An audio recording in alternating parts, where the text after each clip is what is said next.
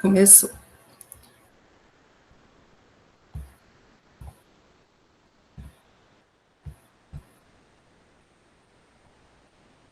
Então, hoje a gente vai ver um pouco sobre ligação covalente. Aí, deixa eu voltar lá, porque ainda tem gente entrando.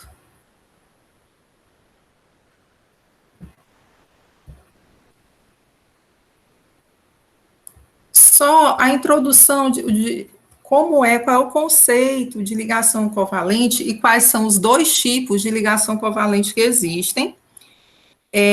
Estrutura de Lewis, carga formal e geometria molecular.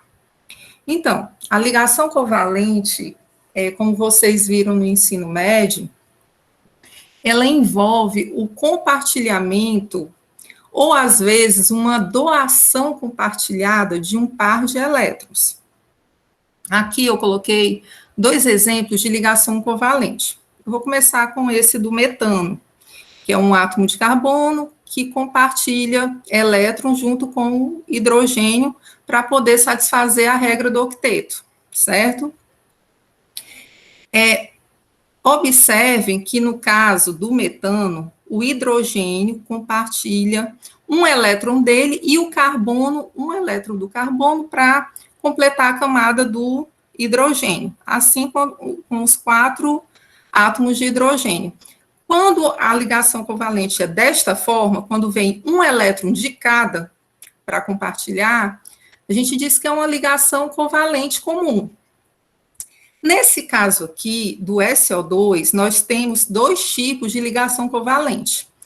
Essa daqui é a ligação covalente comum, porque 2 elétrons do hidrogênio são compartilhados com esses 2 do enxofre e formam uma ligação dupla. Cada encontro de uma bolinha azul com uma bolinha vermelha, que representa o elétron do oxigênio e o elétron do enxofre, cada encontro de duas corresponde a uma ligação. Então, no caso aqui, é uma ligação dupla.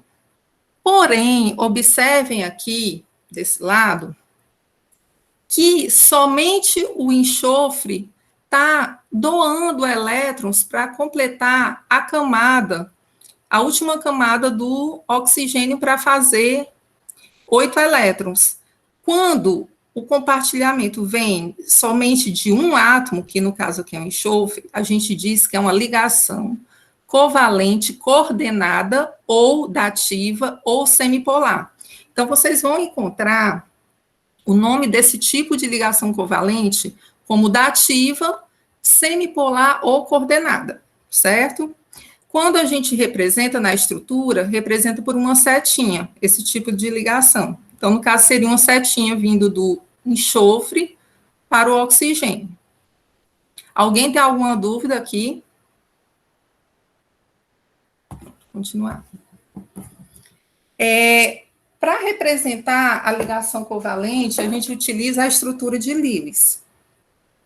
E como é que é feita essa representação? As ligações covalentes podem ser representadas pelos símbolos de Lewis dos elementos. Para representar uma ligação entre 2 cloros, ora, eu sei que um átomo de cloro, ele tem 7 elétrons na última camada. Então, se eu compartilhar um elétron do cloro com outro elétron de outro cloro, eu vou satisfazer a regra do octeto, porque esse 7 mais 1 do outro cloro vai ficar 8, e da mesma forma eu conto para o outro átomo de cloro. Então, se a gente observar aqui, contar, esse cloro fica com 8 elétrons, e esse também vai ficar com 8 elétrons. Antes, cada um tinha 7. Como foi compartilhado de cada um elétron, satisfez a regra do octeto. Aí, nas estruturas de Lewis, cada par de elétrons em uma ligação é representado por uma única linha. Então, quando há o encontro de um elétron de um com o do outro, a gente representa por uma linha dessa. Aí eu coloquei o exemplo do cloro, 2, do ácido fluorídrico, que aqui o flúor ele tem 7 elétrons, então era um elétron dele com o do oxigênio, fechou o octeto. O hidrogênio ficou com 2 elétrons e o flúor ficou com 8. Da mesma forma, para a água, o oxigênio ele tem 6 elétrons na última camada, então ele compartilhou um elétron dele com o hidrogênio e o outro elétron dele com o outro hidrogênio, satisfez a regra do octeto, porque se a gente contar, pensar que cada ligação dessa corresponde a 2 elétrons, a gente contando 1, 2, 3, 4, 5, 6, 7, 8. Satisfez a regra do octeto. Da mesma forma, para o NH3, que o nitrogênio tem 5 elétrons na última camada, então, 1, 2, 3, 4, 5, com esses isolados. Toda vez que aparece esses 2 elétrons sem nenhum traço, a gente diz que eles estão isolados, ou então que eles são corresponde a um par não ligante, certo? E também outro exemplo é o metano, que o carbono tem 4 elétrons na última camada, com cada um do hidrogênio fica 4, 5, 6, 7, 8, satisfazendo assim a regra do octeto. E como é que a gente monta a estrutura de Lewis? Decida, quando se tem 3 átomos, no caso aí do CO2, a gente tem que decidir quem é o átomo central. Então, o átomo central é o que tem o menor número de átomos, no caso aqui do CO2, é o carbono. Depois a gente determina o número de elétrons de valência. Ora, o carbono eu sei que tem 4, o oxigênio tem 6 e o outro oxigênio vai ter 6. Depois, a gente tenta compartilhar esses elétrons de forma que o carbono, o oxigênio e o outro oxigênio, cada um fique na última camada com 8 elétrons. Se tivesse um hidrogênio aqui, seria 2, né? Porque o hidrogênio não suporta 8. Mas no caso de átomos acima do hidrogênio, acima da camada dos metais alcalinos terrosos, a gente já coloca para satisfazer a regra do octeto com 8. Aí formam ligações covalentes simples entre cada par de elétrons. Então, cada 2 elétrons corresponde a uma linha. Se aqui eu tenho 2 linhas, são 4 elétrons, porque cada linha dessa corresponde a um par, certo? Então, vai acontecer de vocês observarem que dá para fazer 2 ou 3 estruturas satisfazendo a regra do octeto. Mas aí, como é que a gente vai saber qual é a estrutura verdadeira? Se as 3 satisfazem a regra do octeto?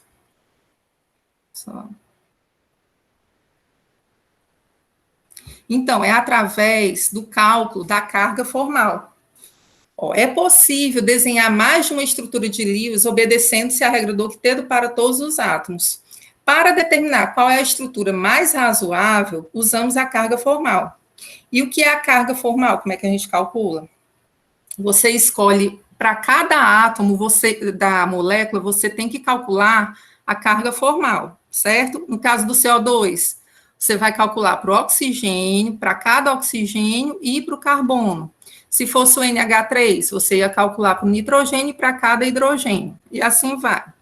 E como é que é feito esse cálculo?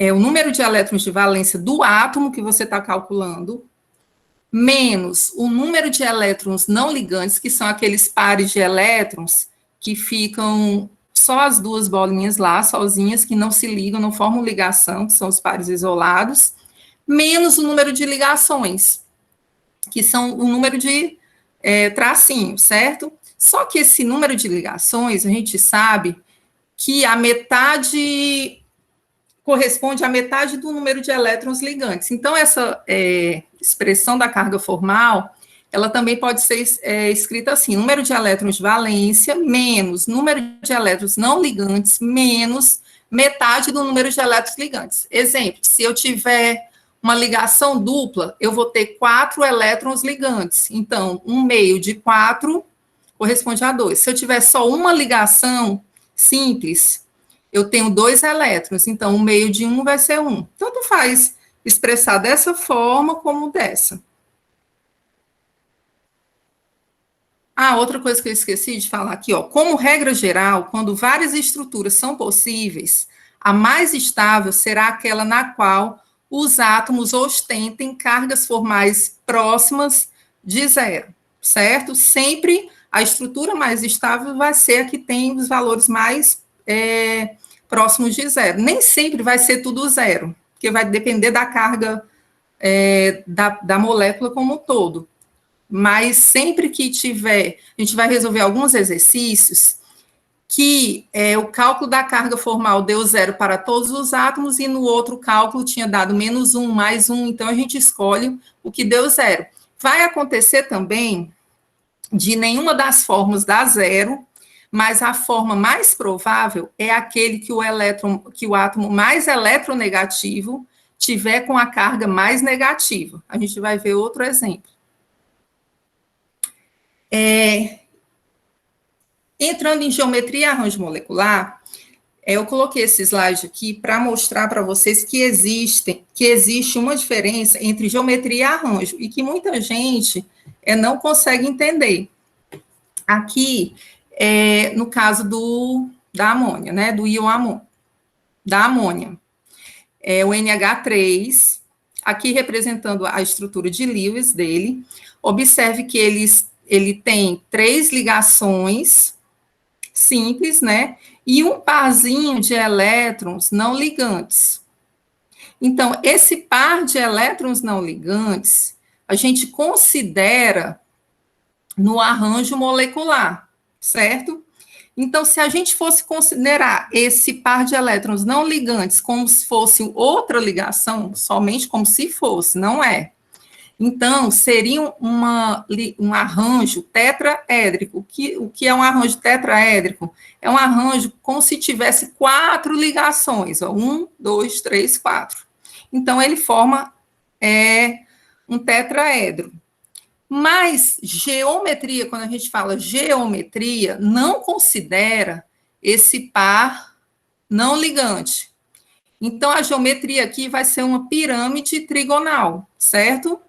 Com as 3 ligações, não considerando esse par de elétrons não ligantes. Por que eu estou falando isso para vocês? Porque vai ter muita questão que vai pedir a geometria da molécula e o arranjo molecular. Então, é importante que vocês saibam a diferença.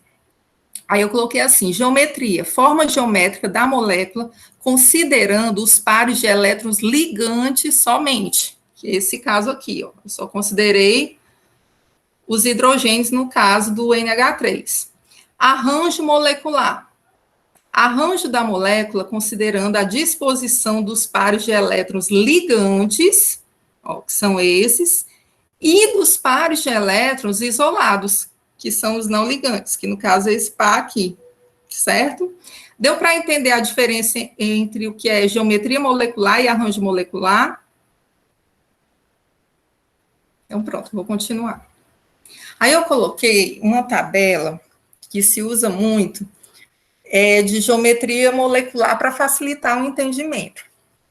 Então, quando se olha para uma molécula, vamos pegar como exemplo aqui o CO2. Eu escolho o átomo central, que no caso aqui são 3, então vai ter um átomo central, e observo quantas nuvens, vou até dar um zoom aqui, quantas nuvens eletrônicas tem ao redor desse átomo que eu escolhi, que no caso aqui é o carbono. Eu tenho 2 nuvens. Uma nuvem com uma ligação dupla e outra nuvem com outra ligação dupla. Então, ó, o número de nuvens eletrônicas ao redor do átomo central. Eu tenho 2, certo? Eu tenho, no caso do CO2, pares isolados, eu só vou ter aqui no oxigênio, mas eu não estou escolhendo o oxigênio para analisar a geometria, eu estou escolhendo aqui o átomo central, a gente escolhe o átomo central. E no carbono, que corresponde ao átomo central, não tem pares isolados. Então, são 2 nuvens sem pares isolados no átomo central. Então, ó, esse caso aqui, 2, 0 pares isolados. Então, a geometria, nesse caso, ela é linear, o arranjo é linear, e a geometria também é linear. Então, toda vez que não tiver átomos isolados, o arranjo é igual à geometria. Mas no momento que tem os pares isolados, o arranjo vai ser diferente da geometria molecular. Então, como é que fica disposto os ligantes? O carbono aqui do meio com os 2 oxigênios. E o ângulo, nesse caso, quando tem duas nuvens eletrônicas e nenhum par de elétrons ligantes, que no caso são zero isolados, então a geometria linear e o ângulo é de 180 graus, certo? Da mesma forma, acontece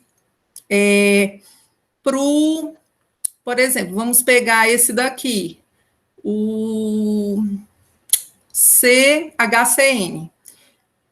Escolhendo o carbono, eu tenho duas nuvens e nenhum par isolado. Então, é a mesma geometria. Já no N2, uma pessoa até me perguntou no chat a respeito disso daqui. Gente, quando vai contar o número de pares isolados, a gente escolhe só um átomo, principalmente quando é diatômico, né? Que gera essa dúvida. Então, como é diatômico, e são os mesmos tipos de átomo, nitrogênio, o que eu vou fazer? Eu vou escolher esse nitrogênio, ou podia ser esse, tanto faz, e vejo quantas nuvens tem ao redor desse nitrogênio. Tem duas nuvens, essa do par isolado e essa da ligação tripla. Então, eu tenho duas nuvens, mas ao redor desse nitrogênio, dessas duas nuvens, só tem um que é de par isolado, certo? Então, nesse caso, o arranjo é linear, e a geometria também é linear, nesse caso, mas vocês vão ver que nos próximos o arranjo, quando tiver par isolado, vai ser diferente. E o ângulo vai ser 180 graus. No caso, quando eu tenho três nuvens eletrônicas do SO2, SO3, aqui observe que tem essa ligação com seta, quer dizer que é uma ligação covalente coordenada ou dativa, certo? Então, ao redor do enxofre, que é o átomo central, eu tenho três nuvens, e no átomo central eu não tenho nenhum par não ligante. Então, são três nuvens e zero pares isolados. Quando se tem assim, é trigonal planar, e a geometria também vai ser trigonal planar, porque eu não tenho par isolado, certo? Então, não vai ter diferença entre o arranjo e a geometria. E o ângulo vai ser de 120 graus. Nesse caso aqui, do SO2, eu tenho uma ligação dativa aqui, uma ligação dupla, e os elétrons isolados do enxofre. Por que eu tenho aqui? Porque, nesse caso do SO2, esse elétron aqui, ele não foi utilizado. Aqui, ele foi utilizado para ser doado para o oxigênio numa ligação covalente coordenada, certo? Mas não foi o que aconteceu aqui. Então, eu vou ter três nuvens, essa nuvem da dativa, a nuvem do elétron isolado e a nuvem da ligação dupla. Mas eu vou ter só um par de elétrons isolados, que é esse daqui do enxofre, que não foi utilizado. Então, o arranjo continua sendo trigonal planar, porque eu estou considerando esse par de elétrons, mas a geometria agora, ela é angular, certo? Aí vocês perguntam, por que ela é angular e não é linear que nem esse daqui? Porque esse par de elétrons isolados, eles vão causar uma repulsão com esses elétrons que tem aqui do lado e vão fazer com que a molécula, como se ela tivesse retinha, ela se abaixasse, os dois ligantes. Então, ele vai ficar com a geometria angular, formando um ângulo na molécula devido à repulsão desse par de elétrons não ligantes. No caso do O2, o oxigênio, eu tenho ao redor desse oxigênio aqui. Aí vocês perguntam, e aqui nesse oxigênio não tem ligação, não tem par de elétrons isolados? Tem, só que não foi colocado, porque a gente só escolhe um para analisar, quando a molécula é diatômica. Então, são três nuvens, aqui, uma, duas, três, com dois pares isolados, esse aqui e esse, e somente essa ligação dupla que é ligante, certo? Então, é um caso três nuvens com dois pares isolados. Quando isso acontece, o arranjo continua sendo trigonal planar, porém, a geometria é linear, certo? Aí vem, deixa eu colocar aqui. O caso 4, de 4 nuvens ao redor do átomo central. Aqui é uma molécula de metano. O hidrogênio, o carbono, nesse caso, não tem par isolado. Então, são 4 nuvens com 0 número de elétrons isolados. Então, a geometria é tetraédrica e o arranjo também é tetraédrico. Nesse caso aqui do NH3, são 4 nuvens, a do elétron isolado, com um de cada ligação, e tem um par de elétrons isolados. Então, o arranjo continua sendo tetraédrico, que a gente considera esse par isolado, como se fosse 4, né? Porém, a geometria, ela é piramidal, só considera esses hidrogênios.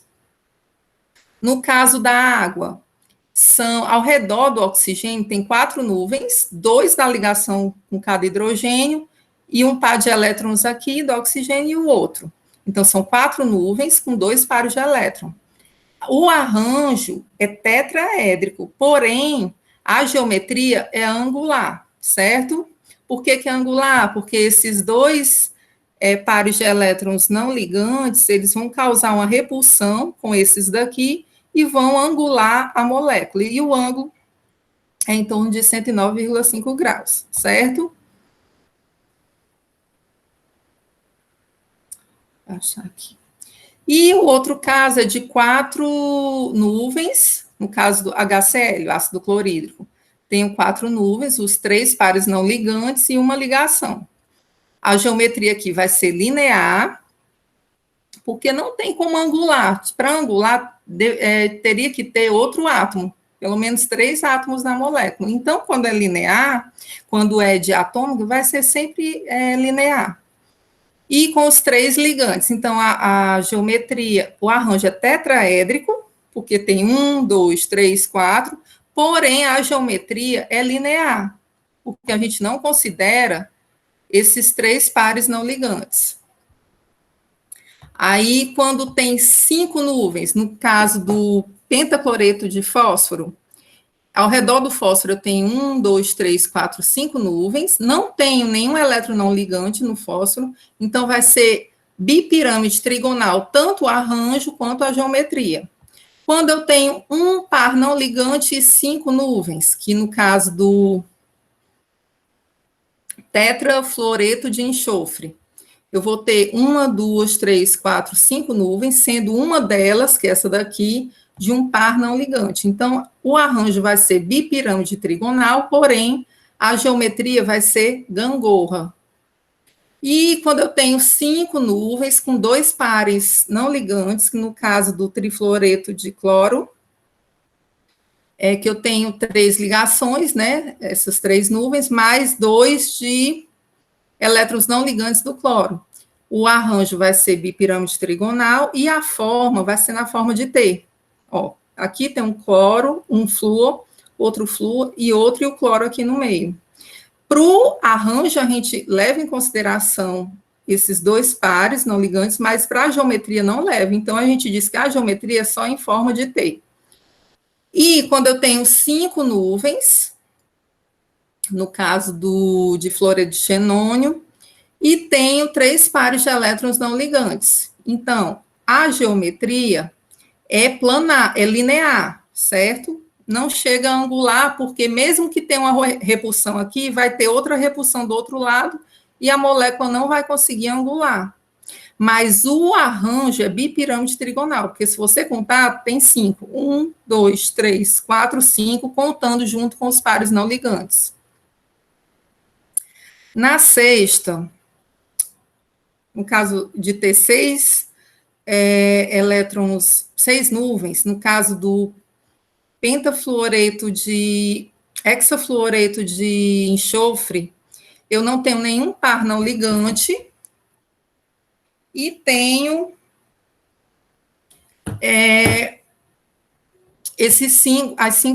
as 6 nuvens. Então, é octaédrico, tanto o arranjo quanto a geometria. Por quê? Porque não tem par não ligante. Mas, nesse caso, são 6 nuvens e um par não ligante, que é o 1, 2, 3, 4, 5 pentafluoreto de bromo, que tem um arranjo octaédrico, porque eu considero esse par, né, para formar o 6, só que é uma pirâmide de base quadrada, porque eu não considero esse par não ligante. E no caso de eu ter 6 nuvens e 2 pares não ligantes, que é o tetrafluoreto de xenônio. Então, continua sendo um octaédrico, porque eu considero como se fosse uma ligação aqui e outra aqui embaixo, para o arranjo, porém, para a geometria, ela é só um quadrado planar, certo? E o ângulo, nesses 3 casos aqui, é de 90 graus. Deu para entender mais ou menos como é que funciona a geometria? Deu? Todo mundo entendeu? Sim, entendi. Pronto. Então, agora a gente vai conseguir resolver as questões. Aí vem aqui. O pentafluoreto de antimônio, que é o SbF5, reage com o tetrafluoreto de xenônio e com o hexafluoreto de xenônio para formar os compostos iônicos. Aí forma cada composto iônico desse. Determine a geometria e a carga formal para cada um dos íons. Então, ele quer a geometria desse daqui e desse daqui também, sendo que esses daqui são iguais, né? SbF6, então só vai fazer uma vez. Então, o xenônio F3+, como é que a gente calcula o número total de elétrons, para a gente poder fazer a estrutura de Lewis? É 8 do xenônio, que ele tem 8 elétrons na última camada, mais 3 vezes 7 do flúor, menos 1, porque ele está com uma carga positiva. Então, no total, são 28 elétrons para distribuir. Então, eu coloco o xenônio aqui, coloco os elétrons, ligantes e não ligantes, né? E vou colocando o flúor também aqui, ao redor, e vou completando com esses elétrons aqui, que são os não ligantes, né? Então, eu coloco 8 do xenônio, e os do flúor, faltando, sendo 7 aqui, 7 aqui e 7 aqui. Lembrando que ele tem uma carga positiva que tem que somar 28 elétrons. O ideal era resolver essa questão assim, como se fosse numa lousa, ou então naquelas mesas que a Eleni usa, né? Só que eu só vou conseguir mostrar assim. Mas, se vocês tentarem fazer em casa, isso daqui é bem simples de fazer, é só fechar essa conta aqui. Tem que ter no total 28 elétrons, respeitando que cada flúor tem 7 e o xenônio tem 8, com uma carga positiva faltando um elétron, certo? Depois ele quer que diga qual é o arranjo e a geometria. Ora, o arranjo, toda vez que a gente sabe tem 1, 2, 3, 4, 5, contando todas as nuvens, toda vez que tiver 5 nuvens, vai ser bipiramidal trigonal, certo? Agora, a geometria, que vai depender do número de elétrons ligantes somente. Nesse caso aqui, é a geometria na forma de T, porque como a gente viu aqui na tabela, são 5 nuvens com 2 pares não ligantes. Então, 5 nuvens com 2 pares não ligantes, a forma é de T. E o arranjo é bipirâmide trigonal. Aí, depois, ele quer que calcule a carga formal. Tanto você tem que calcular para cada átomo, tanto do xenônio quanto para o flúor. Então, do xenônio, eu tenho 8 elétrons de valência do xenônio, menos a metade do número de elétrons ligantes, que é 1/2 vezes 6, que são 6 elétrons ligantes, 1, 2, 3, 4, 5, 6, menos os 4 elétrons isolados, que são esses aqui, 1, 2, 3, 4. Então, a carga formal só do xenônio é mais 1. Aí, a carga formal do flúor são 7 elétrons de valência, que cada flúor desse tem, menos a metade do número de elétrons ligantes, só que você calcula para um, você não vai somar de todos eles, não. Eu estou avaliando só esse flúor. Então, ele tem 2 elétrons ligantes, que corresponde a essa ligação aqui. Então, a metade de 2 é 1.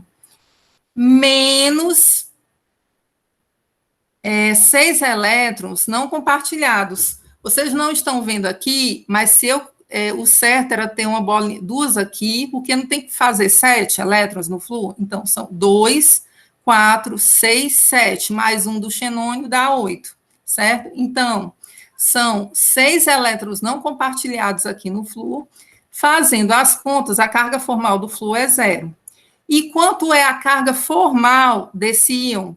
É 0, esse 0 aqui do flúor, mais 1 do xenônio. Vai dar mais 1, que é exatamente a carga do cátion. Aí, no caso do SbF6, como é que faz a estrutura de Lewis? Soma todos os elétrons. O antimônio tem 5 elétrons de valência, mais 6, porque aqui são 6 flúors, vezes 7 dos elétrons de valência do flúor, mais 1 da carga positiva. Cadê o outro aqui? Esse BF6. Mais 1 elétron da carga negativa. Por que eu somo, embora seja a carga negativa? Que eu estou dizendo que tem mais 1 elétron. Quando a carga é menos 1, eu tenho mais 1 elétron. Nesse caso aqui, como era positivo, então eu tinha perdido 1 elétron, certo? Então, tem 48 elétrons para distribuir. Se a gente for arranjar, colocar o antimônio aqui com seus 5 elétrons de valência, porém, por que ele formou essas 6 ligações? Porque ele tinha 1 elétron a mais dessa carga negativa, certo? E foi possível, dessa forma, formar essas 6 ligações com o flúor. Então, a gente vai distribuindo, coloca os 6 elétrons. Ó, entenda, são 5 elétrons de valência do antimônio, mais 1 da carga negativa. Aí eu coloco esses 6 elétrons ao redor do antimônio, e vou colocando para cada um átomo de flúor. Só que o átomo de flúor, a gente sabe que eles têm 7 elétrons na última camada, certo? Então, um deles vai ser compartilhado com o antimônio.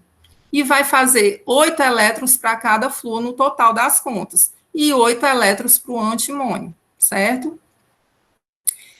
Aí calcula a carga formal. Nesse caso, são 6 ligações e não tem pares isolados no átomo central, que a gente deve sempre analisar o átomo central. Então, tanto o arranjo quanto a geometria são octaédricos. Aí, calculando a carga formal do antimônio, são dos seus 5 elétrons de valência, menos, na fórmula lá da carga formal, não leva em consideração essa carga aqui negativa, não. A gente coloca número de elétrons de valência, embora tenha sido utilizado um a mais aqui, mas o que interessa é o número de elétrons de valência. Menos a metade do número de elétrons compartilhados. Ele fez 6 ligações com o flúor. Então, a metade de, 6 ligações são 12 elétrons, que a gente multiplica cada tracinho desse por 2. Então, a metade de 12 é 6, fica 5 menos 6, e não tinha elétrons não compartilhados no antimônio. Então, 5 menos 6, a carga formal do antimônio é menos 1. Aí, para o flúor, são 7 elétrons de valência, menos a metade, a gente vai avaliar só um flúor, não vai avaliar os 6. A metade de 2 elétrons, que é de uma ligação, menos 6 elétrons não compartilhados. 1, 2, 3, 4, 5, 6. Dá uma carga formal de 0. Então, a carga formal total é menos 1 mais 0, que é exatamente a carga do ânion. Aí, no xenônio F5 mais, o xenônio são 8 elétrons de valência, mais 5 vezes 7 dos elétrons de valência do flúor, menos 1 da carga positiva. Isso daqui, então, tem 42 elétrons para distribuir. O arranjo é octaédrico. Por quê? Se a gente colocar o xenônio e colocar os 7 elétrons de cada flúor, vocês vão ver que vai sobrar um par de elétrons não compartilhado com 5, 1, 2, 3, 4, 5 ligações. Então, são quantas nuvens? São 6 nuvens com um par de elétrons não compartilhados. Aí a gente vai olhar aqui, ó. 6 nuvens com um par de elétrons não compartilhados. Então, o arranjo octaédrico, porém, a geometria é pirâmide de base quadrada, certo? Cadê? Ó, tá aqui, arranjo octaédrico e geometria piramidal quadrática. Tanto faz dizer piramidal quadrática ou pirâmide de base quadrada. Aí, calculando a carga formal do xenônio. Para o xenônio são 8 elétrons de valência, menos a metade do número de elétrons envolvidos nas ligações, são 5 ligações ao redor do xenônio.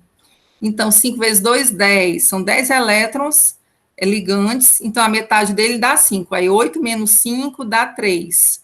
Menos 2 elétrons do par não compartilhado, o total da conta dá mais 1. Então, calculando para o flúor, 7 dos 7 elétrons de valência, menos a metade da ligação. Dessa ligação são 2 elétrons, a metade de 2 é 1. Então, 7 menos 1, menos 6 não compartilhados, 1, 2, 3, 4, 5, 6. A soma, a conta vai dar 0. Então, a carga formal total desse cátion aqui vai ser 0 mais 1, que vai ser mais 1, que é exatamente a carga que aparece aqui. Deu para entender o cálculo da carga formal e a geometria? Como é que a gente sabe da geometria e do arranjo? Deu, gente? Continuar. Essa outra questão, ela envolve também cálculo de carga formal, mas ela é mais interessante porque ela mostra que eu tenho 3 possibilidades de arranjar as ligações com os mesmos átomos e na mesma ordem. Então, o composto de fórmula N2CO possui 3 isômeros cujos arranjos atômicos são ONCN-, esse daqui, ó, ONCN-, CN, tem esse menos não, eu vi aqui. ONNC, que é esse daqui, ONNC, nessa ordem, e o NOCN, NOCN. Apresente as estruturas de Lewis para os 3 isômeros, indicando qual deles é mais estável, justifique. Então, para saber quem é o mais estável, a gente tem que calcular a carga formal para esse oxigênio, para esse nitrogênio, para esse carbono, para esse nitrogênio. Nesse caso aqui, de novo, para esse oxigênio, para cada um desses, em todos. Então, vai ser calculada a carga formal aqui 9 vezes, né? 9 vezes o número de átomos aqui. Então, muita conta. Então, a carga formal, ela colocou, a pessoa que resolveu, colocou aqui os elétrons de valência, menos os elétrons não ligantes, mais os elétrons ligantes, que é a mesma coisa que eu colocar esse menos aqui se eu tirar esse parêntesezinho. Calculando no A, para o oxigênio, tá aqui. Eu tenho 6 elétrons de valência, menos 4 não ligantes, que são esses, 1, 2, 3, 4, mais a metade dos elétrons ligantes. Ligantes eu tenho 1, 2, 3, 4. A metade de 4 é 2. Então, vai ficar 4 dividido por 2, 2. Quando vocês somarem, vai dar 0. E dessa forma, foi feito para o nitrogênio, para o carbono e para o nitrogênio de novo. Porque esse nitrogênio aqui é diferente desse. Da mesma forma, esses cálculos foram feitos para o B e para o C, que é esse daqui, B e C. Nesse A, aqui, foi encontrado todas as cargas formais iguais, um valor de 0. No B, o oxigênio ficou 0, o nitrogênio mais 1, o carbono 0 e o menos 1. E no C ficou mais 1, menos 1, menos 1. Dessa mesma forma foi feito para esse daqui.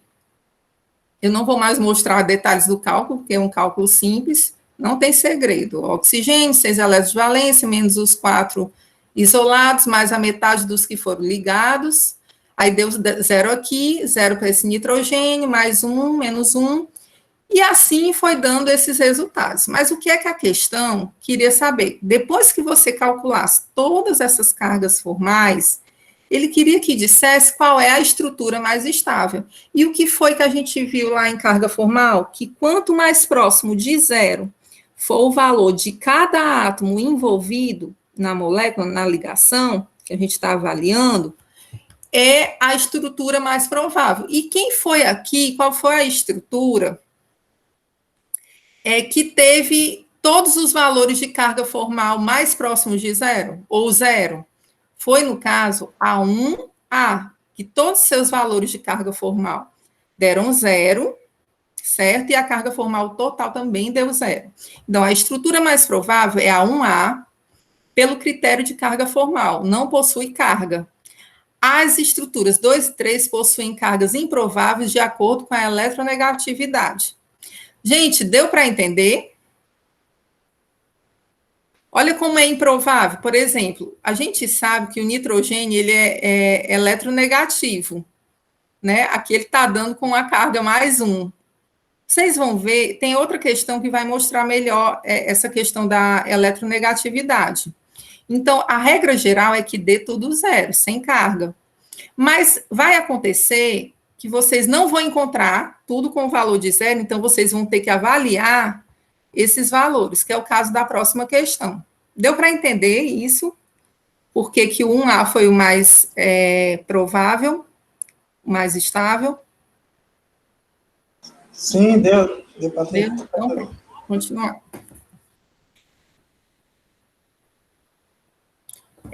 O óxido de nitrogênio, N2O, tem 3 estruturas possíveis.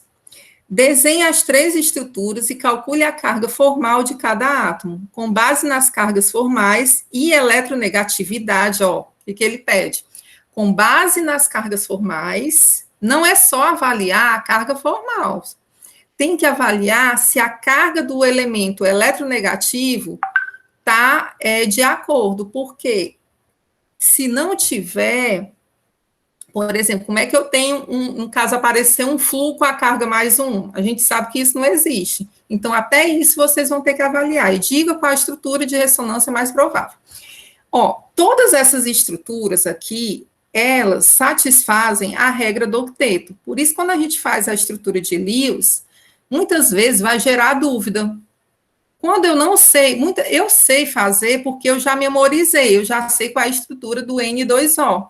Mas quem não sabe, ou que vai fazer a primeira vez, causa uma certa confusão. Você não sabe, porque cada caso desse vai satisfazer a regra do octeto. Mas, então, qual é a estrutura certa? Aí vai ser calculada a carga formal para cada átomo desse em cada estrutura dessa. Então, no 1, a carga formal do nitrogênio é 5 dos elétrons de valência, menos 4 de não ligantes, que são 1, 2, 3, 4 não ligantes, mais o número de elétrons ligantes, 1, 2, 3, 4, dividido por 2. Então, a carga do nitrogênio aqui deu menos 1. Fazendo para esse nitrogênio aqui, deu mais 1. E fazendo para esse oxigênio aqui, o mesmo cálculo, deu 0. Dessa mesma forma foi feito para esses aqui. N com a carga menos 2, esse outro N aqui ficou com a carga mais 1, e esse oxigênio com a carga mais 1. E esse 3 aqui, o nitrogênio já ficou com a carga 0, o outro nitrogênio ficou com a carga mais 1 e o oxigênio com a carga menos 1. Então, olha, que não zerou, naquela outra questão, todos saíram zerados e foi bem fácil de avaliar qual era o mais estável. Mas nesse caso não aconteceu isso. Então, vocês vão usar essa regra. É mais provável quando o elemento mais eletronegativo está com a carga mais negativa. Entre o nitrogênio e o oxigênio, mais eletronegativo é o oxigênio. E onde é que ele está aqui com a carga mais negativa? É na estrutura 3, nessa estrutura aqui, certo? A carga formal dele deu menos 1.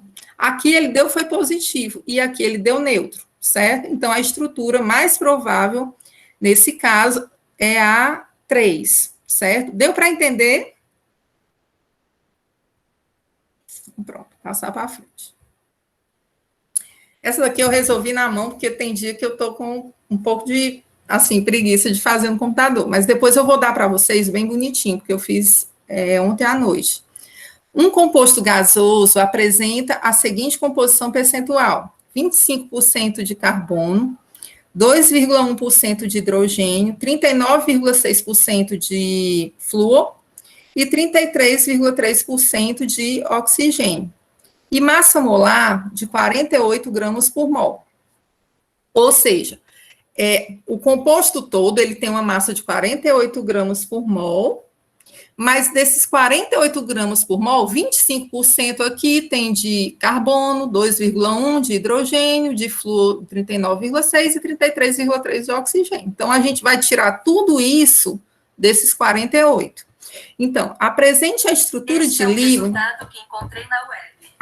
Apresente a estrutura de Lewis para esse composto. B, determine a geometria molecular do composto. Para a gente saber a estrutura de Lewis, primeiro a gente tem que saber quantos mols de cada átomo desse vai ter na estrutura. Quantas unidades, certo? Então, para eu saber do carbono, ora, se eu sei que tem 25% do carbono, então a massa de carbono pela massa total, que é a massa molar, 48 gramas por mol, vezes 100, que dá esses 25%, né? Então, eu vou encontrar uma massa de carbono de 12. Só que isso daqui é a massa de carbono. Como é que eu sei quantos mols teria de carbono?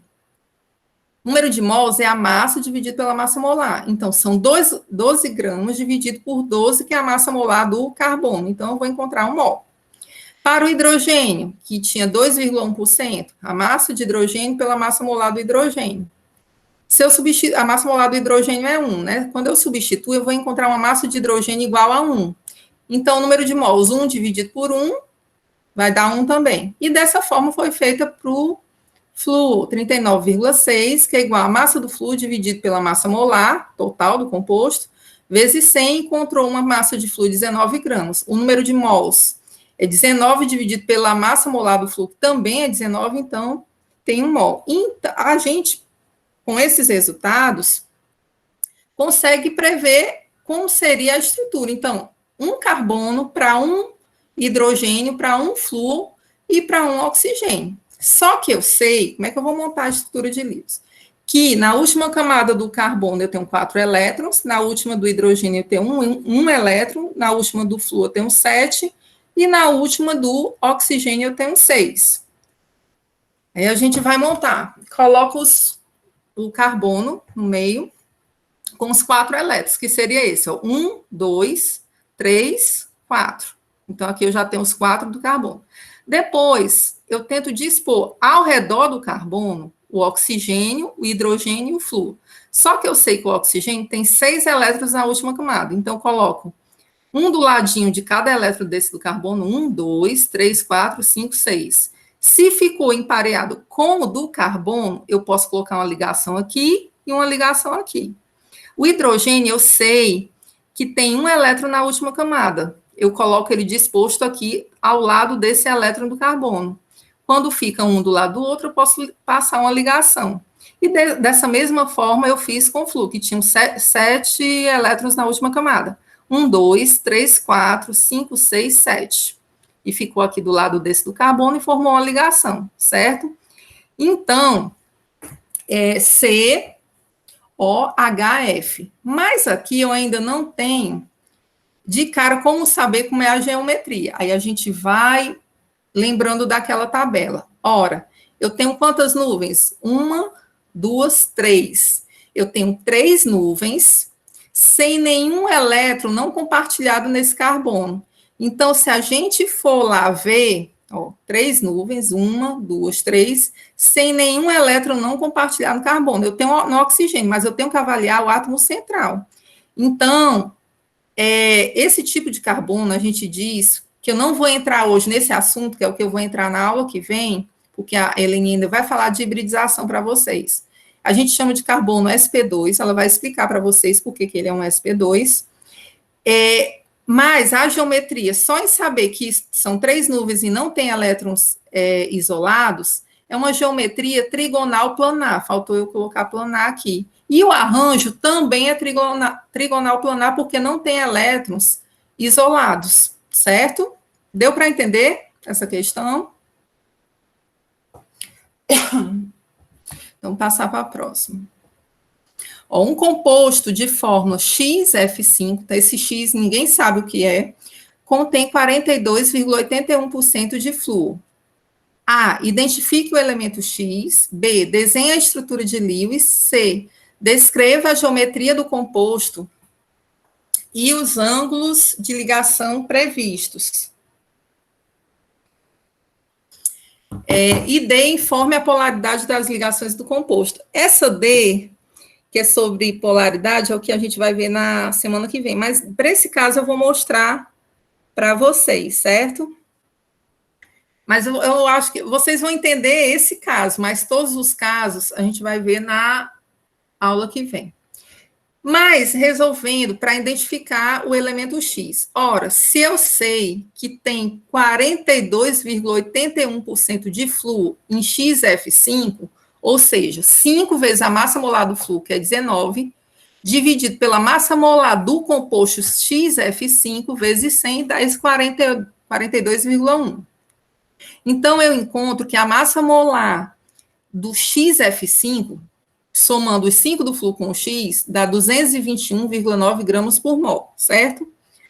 Só que eu quero descobrir a massa do X. Então, se eu pegar essa massa molar e diminuir da massa total que tem de flúor, que é 5 vezes 19, fica 221,9 menos a massa de flúor, que é igual 221,9 menos 5 vezes 19, é igual a 126,9 gramas por mol, que corresponde à massa molar do iodo, se vocês forem consultar na tabela periódica. Então, conclui-se que o composto é IF5, certo? Que é o pentafluoreto de iodo. E sabe-se que tanto o iodo quanto o flúor tem 7 elétrons na última camada. Então, a gente vai colocar os 7 elétrons do iodo aqui ao redor dele, ó, 1, 2, 3, 4, 5, 6, 7. E próximo a cada elétron, dispor os 5 flúoros, com cada um com 7 elétrons também. Aí, quando encontrar um elétron do flúor com um do iodo, vai formar uma ligação, aí forma outra ligação aqui, outra aqui, outra aqui. E vocês vão observar que tem quantas nuvens? Uma desse par não compartilhado, 2, 3, 4, 5, 6. Quando tem 6 nuvens, o arranjo é octaédrico, se vocês forem olhar naquela tabela. Porém, quando se tem 6 nuvens e uma delas é de um par de elétrons não compartilhados, é a geometria piramidal quadrática ou quadrada, certo? Ou seja, é uma molécula do tipo Al5E1. A, que é o átomo central, L5, que são 5 ligantes, e E1, que tem um par não ligante, certo? O ângulo dessa geometria é 81,9 graus. O arranjo eu já falei que era o octaédrico. A ligação IF é polar. Por que é polar? Porque, para saber se uma ligação é polar, você tem que comparar a eletronegatividade entre os dois. Eu sei que a eletronegatividade do iodo é 2,6 e a do flúor é 4. Então, existe uma diferença considerável. Isso quer dizer que os elétrons vão estar mais próximos do flúor ou do iodo? Vão estar mais próximos do flúor, porque o flúor ele vai atrair mais elétrons do que o iodo, certo? Então, eu posso dizer que essa ligação IF, cada uma dessa, é uma ligação polar. Mas a gente tem que avaliar se a molécula é polar dependendo da resultante dessas ligações. Aí entra aquele conhecimento de vetores, certo? Ora, cada elétron desse vai estar mais para cada átomo desse de flúor, certo? Esse daqui se cancela com esse se cancela com esse, mas a gente vai observar que vai ter uma tendência dos elétrons estarem mais para esse flúor aqui. Então, no total, a molécula também é polar. Mas vocês vão ver alguns casos que as ligações por exemplo, numa molécula que são 4 ligantes, mesmo cada ligação sendo polar, a resultante do momento dipolar vai dar 0. As ligações elas vão se cancelar. E mesmo tendo cada ligação polar, a molécula como um todo, ela pode ser polar, que não é o caso dessa. É o que a gente vai ver na próxima semana, certo? Eu não queria entrar muito nesse assunto, porque eu vou ter que fazer uma apresentação para explicar o que é polaridade, o que é momento dipolar, e a gente vê a resultante de cada tipo de geometria, certo? Mas deu para entender essa questão? Pronto, ninguém disse nada, eu vou passar. Aí, a 17. Muitos compostos importantes na indústria química são derivados do etileno, que é o C2H4. 2 desses compostos são acrilonitrila e o metilmetacrilato, que são esses daqui. Certo? Aqui é o metacrilato, metil, porque tem esse grupo metil aqui, metacrilato, e aqui só o acrilonitrila. Pronto. Complete a estrutura de Lewis para essas moléculas. Informe os ângulos indicados de A a F e a hibridização de cada átomo de carbono. Hibridização vocês não vão entender hoje. Mas, para completar a estrutura de Lewis aqui, o que foi que faltou? Ele colocou todas as ligações, mas não colocou os pares de elétrons isolados do nitrogênio, aqui, porque, são 3 ligações aqui, 1, 2, 3, 4, 5, 6, 7, 8, com esses pares isolados. Esses 2 pares do oxigênio, nessa ligação C-O, e nesse caso aqui, COCH3. Então, aqui no meio, 1, 2, 3, 4, 5, 6, 7, 8. Então, para completar a estrutura de Lewis, só faltava colocar esses pares de elétrons isolados do oxigênio e do nitrogênio. Mas ele pede a hibridização de cada carbono. Quando tem... Eu vou falar bem rápido, mas não vai dar para vocês entenderem assim de cara, porque vocês não viram hibridização. Toda vez que o carbono só fizer 3 ligações, ele fez 1, 2, tiver 3 nuvens, pronto, explicar melhor. Tiver 3 nuvens ao redor do carbono, 1, 2, 3, certo? Sempre de ligantes, ele vai ser um sp2, a hibridização, São 2 orbitais p com um s, 2 mais 1, 3, certo? Toda vez que ele tiver só 2 nuvens, aqui nesse caso aqui, 1, 2, são 2 nuvens. Uma de orbital S com uma de orbital P. Então, ele vai ser uma hibridização SP. Aqui era outro SP2, porque ele tinha 1, 2, 3 nuvens, certo?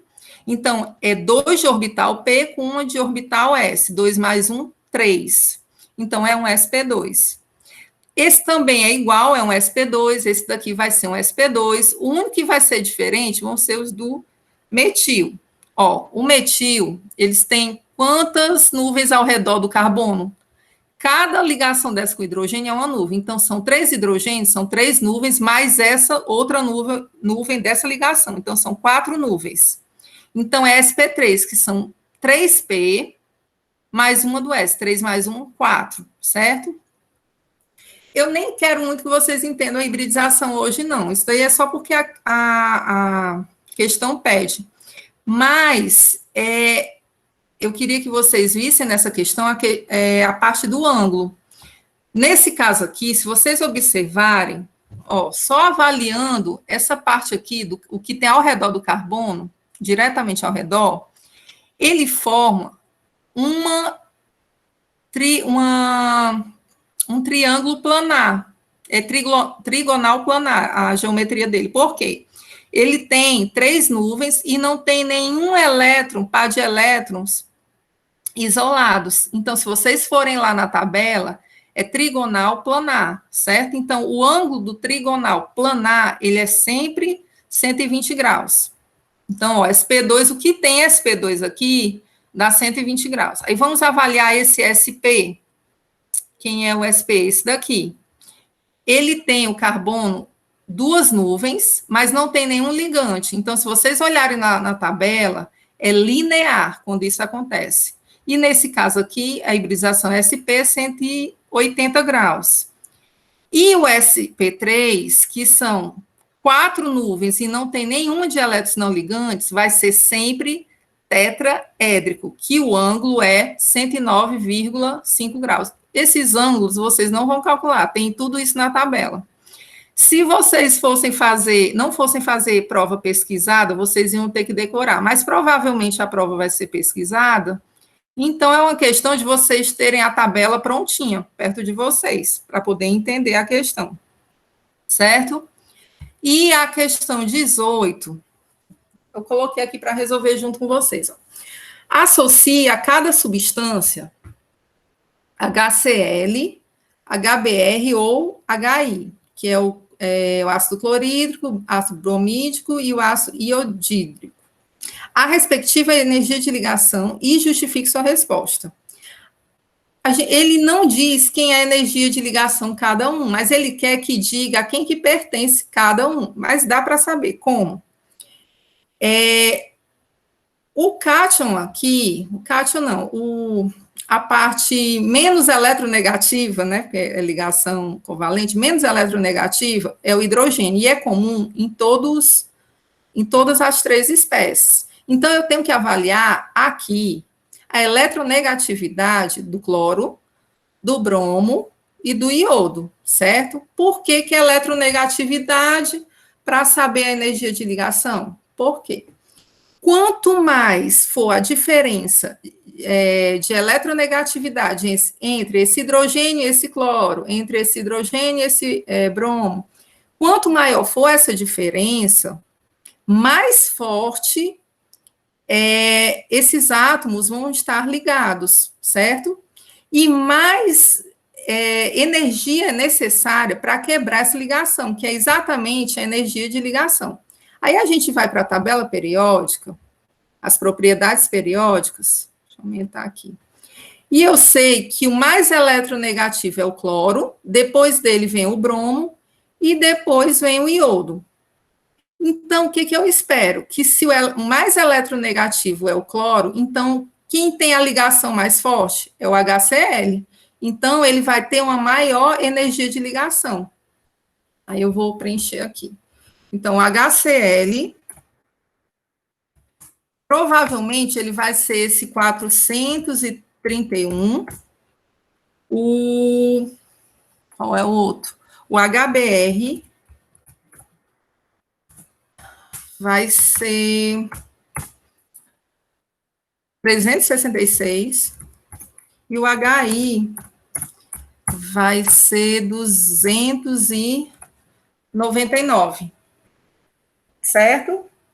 Eu acho que isso aí é uma questão bem simples, não gera dúvida, porque é muito lógico. Quanto maior a eletronegatividade, maior a força entre os átomos e mais difícil de separar, ou seja, mais difícil de quebrar a ligação, e maior a energia de ligação, certo? Alguém tem alguma dúvida?